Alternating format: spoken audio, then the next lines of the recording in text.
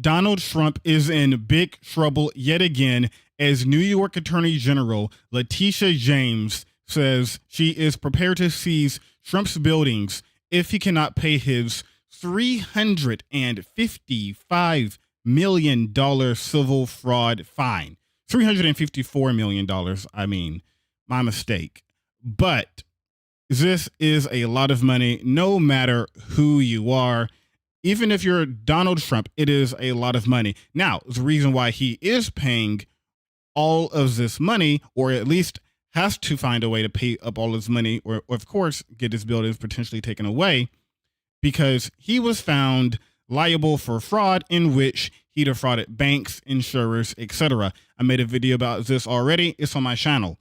But let's go ahead and get into the article here. Let's scroll down a bit.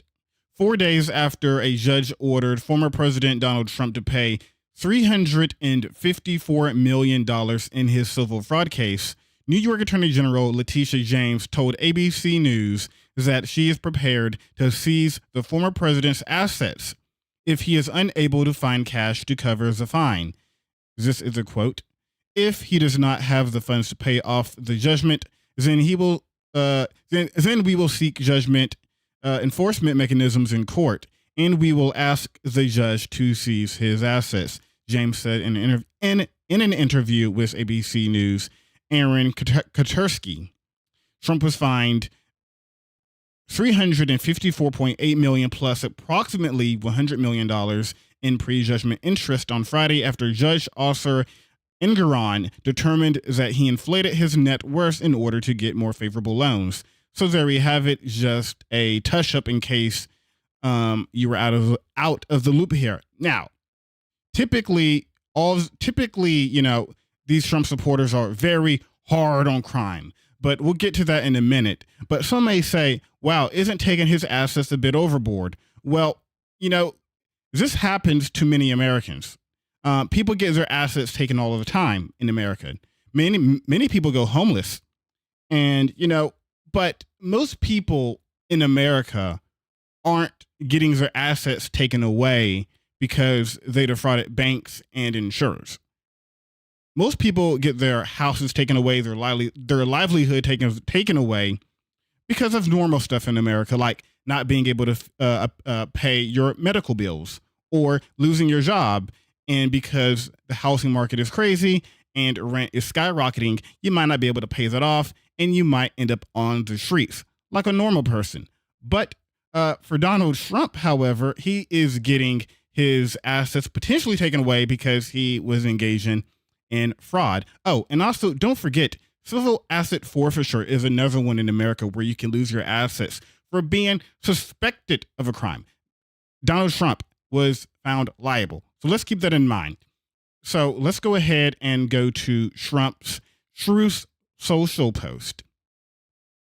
Here we go. He is posting a quote from somebody else.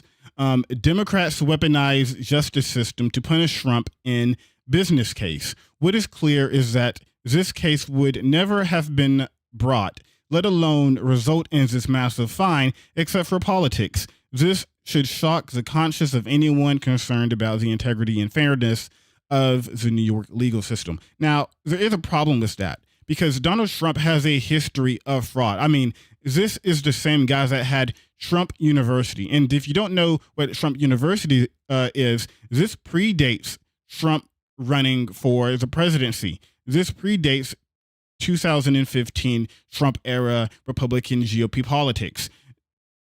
Trump University was, of course, a fake university presented and propped up by Donald Trump, which turned out to be a complete, hoax. It was fraud, essentially. And Donald Trump was caught on that as well.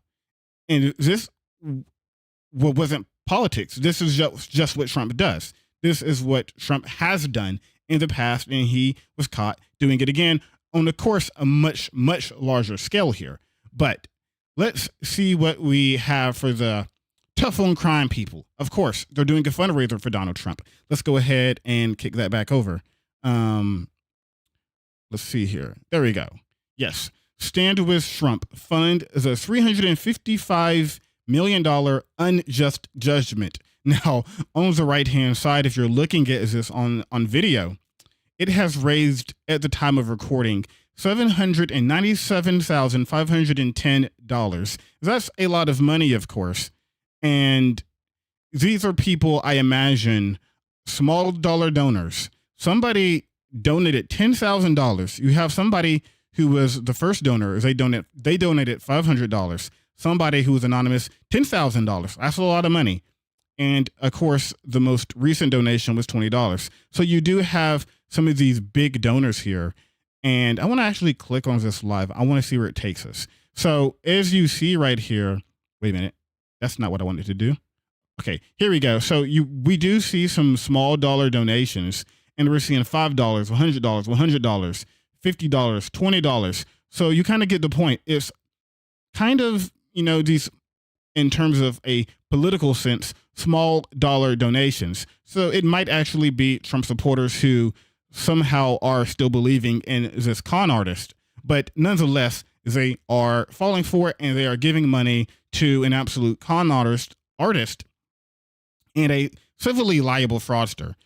But let's go ahead and look at the person who is making this fundraiser, Elena Cardone. Now, Elena Cardone is, an organizer, and, this area from Ventura, Florida. Let's go ahead and just look up this name. Let's see what we find here. Let's see what we find. Oh, yeah. So, Elena Cardone. Let's go ahead and look it up. So, let's see here. I'm actually interested. I just clicked the first link. I'm doing this live. I'm going way off topic right now. So, in a sense, she is the wife of a real estate businessman, Grant Cardone, which is interesting because they're based in Florida, which is under an hour between that area and the Mar-a-Lago beach house where Donald Trump resides in. I'm not saying they have any connections at all. I'm just saying, I'm just pointing that out here. So, it is interesting that you have these small dollar donations coming from MAGA people who are still sadly, tragically falling for the trap of Donald Trump. But if you're keeping score with Donald Trump, because it's not good to be him right now, very stressful, I can imagine, which is why he can barely remember anything at all. But let's go ahead and keep track a little bit. Donald Trump, civilly liable for sexual assault on E. Jean Carroll, minus $5 million. Lost to her again in the defamation case. Judge awards E. Jean Carroll again another $83 million. Trump just lost his business license in the state of New York, and $355 million, $354 million, depending on if you want to round up or not. Also, you have the RICO charges in Georgia for the fake electors. Then you have the documents case in the Mar-a-Lago. And altogether, it is 91 criminal charges on top of being a civilly liable sexual assaulter, a civilly liable fraudster. Trump cannot feel good right now. Tell me your opinions in the comments.